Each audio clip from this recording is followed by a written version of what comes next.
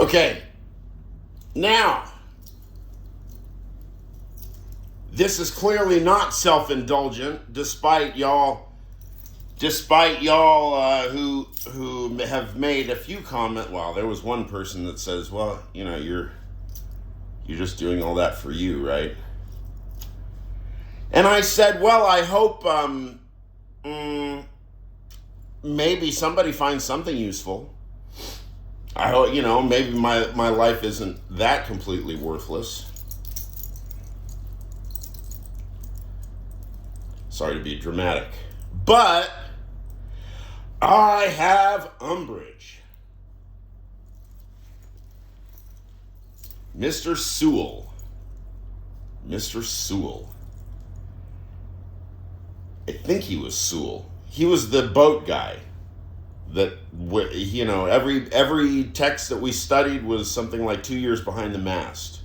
And he would dress up like a boat captain, and he would recite lines from Moby Dick and all kinds of things. And once somehow somebody made a joke before class because we had an exam. And somebody said, hey, Dimitri, why don't you ask him if he can postpone the test? And I thought it was a good idea.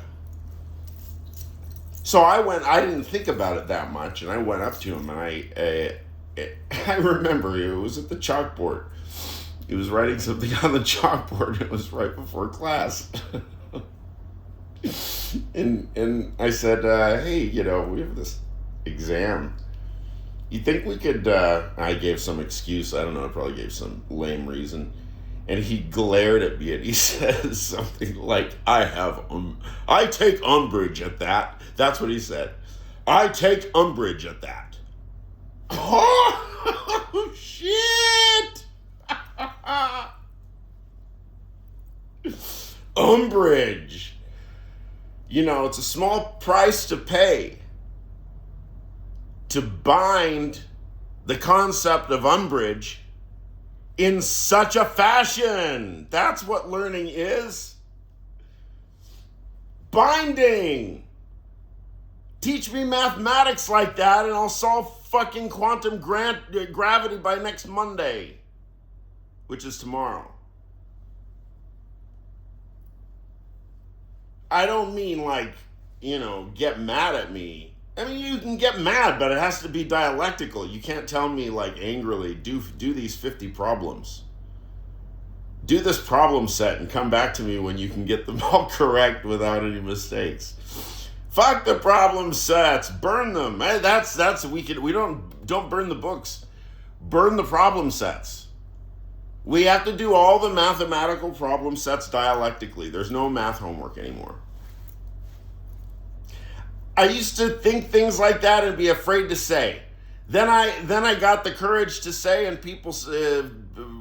logic professors told me that I was dumb, or that I would just have to buck up and do the problem sets.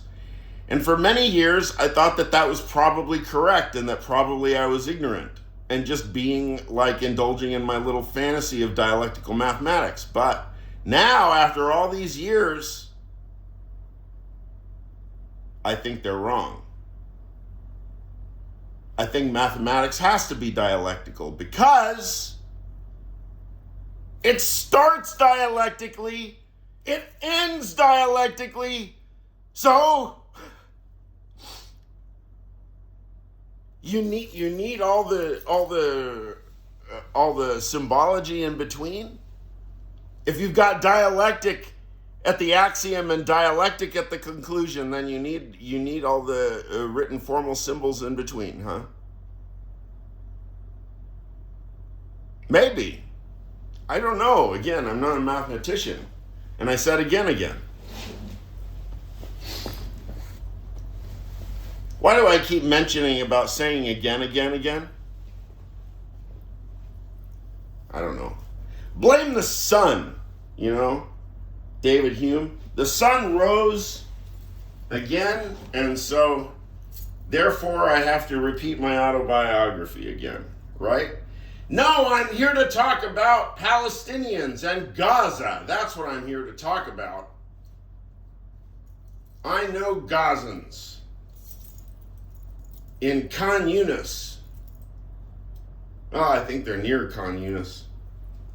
Right now, I've seen photographs of their tents, and the tents that a Palestinian family of 7 are living in the war zone on or near the Gaza Strip looks like a palace compared to my shithole. I've got music gear everywhere. I've got books strewn about. I mean, these photographs, I mean, they look like a Zen rock garden monastery. And it's right there, and you see all of Gaza as an ashtray, and then there's you see from out of inside of a tent, inside the tent, at the back wall of the tent, looking out, you can see the whole floor of the way the family has the tent space kept. I mean, I'll make a stupid joke, but I will move there from my, because I have, this is like this is my own, all of this stuff is a kind of an obstacle course. Yeah, okay, I have bullshit. Yeah, I have things. I'm and we're talking about people that literally don't have anything. So comparisons are going to either be what's the word? Flimsy or weak on the surface. And if we tarry with any comparisons any further, they're going to look offensive really quickly because there is no comparison. I'm sitting in a room in the United States. That's the comparison. That tells you everything. What am I going on about? Why are we sitting here and talking about this? We have a group text chain on a few people in Gaza, and what it ends up being is a lot of, yes, still here. I'm still a witness. I will still testify. I still do testify. You are real. You are happening. You are existing. We have not forgotten about you. This kind of thing. But at the same time, Palestinians are extraordinarily exposed because they have no political power.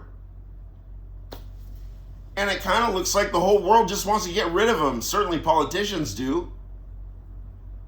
I'm worried that we'll just, all of a sudden, we'll just hear some big immediate sweep or something that will involve really unspeakable things, and then we'll just forget that Palestinians existed, and then the Trump International Gaza Strip will open right on the site of the most horrific genocide,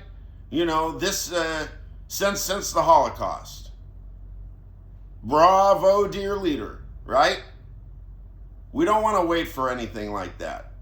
Rafah crossing has roughly 100 people going across right now for political and medical and other reasons. There are possibilities.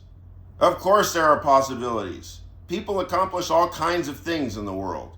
All kinds of impossible things. And this is actually not that impossible. What it involves is a few border guards and a few bits of paperwork, along with probably a couple of fixers. You need one on the side of, on the Egypt side, and one on the Palestine side. So my concept is that you put the plan together, and then you can find the money. It's no problem. I mean, I probably even have the money myself.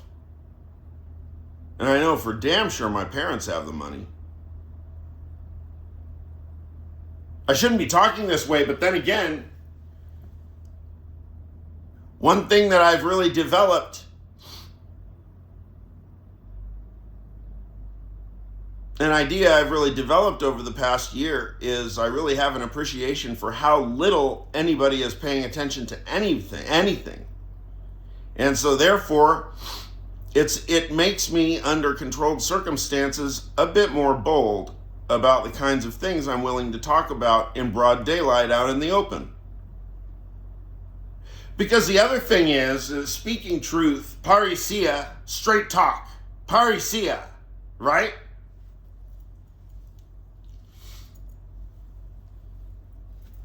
Wakes people up. So you're not, if you speak straight and bold with direction, it will wake people up because they realize, oh, I didn't think I could say that, but then that person said it, so then that gives me cover now. So take advantage of the cover that you're being given right now. Let's brainstorm.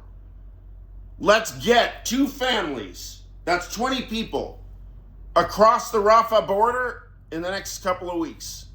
Let's do it.